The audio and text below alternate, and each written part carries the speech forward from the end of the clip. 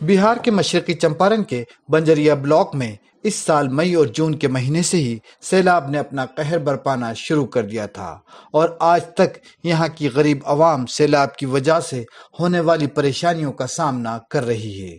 लेकिन ना तो हुकूमती इंतजामिया और न ही सियासी रहनुमा उनकी मदद के लिए आगे बढ़ रहे हैं।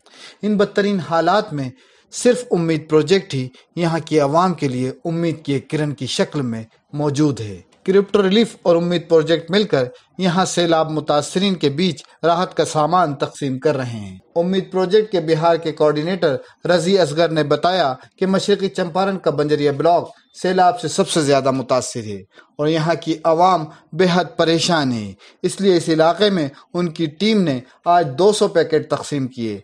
पेश है NN न्यूज नुमाइंदे अहसन जिया की ये रिपोर्ट। आज दिनांक 6 सितंबर को फुलवार दक्षिणी में उम्मीद प्रोजेक्ट एवं क्रिप्टो रिलीफ जो एक सामाजिक संस्था है उसके माध्यम से सेमरैया गांव में बाढ़ राहत सामग्री जो कि सूखा राशन है हम लोग वितरण कर रहे हैं। और ये सेमरैया गांव 4 महीने से बाढ़ से पीड़ित है और इनका कारोबार, खाने पीने का, खेती, सारा चीज़ तहस नहस हो गया है, जिसके कारण ये बाढ़ राहत सामग्री जो कि राशन है 15 दिन का सूखा राशन है जो हम लोग वितरण कर रहे हैं, ये काफ़ी ज़रूरी था इस गांव में।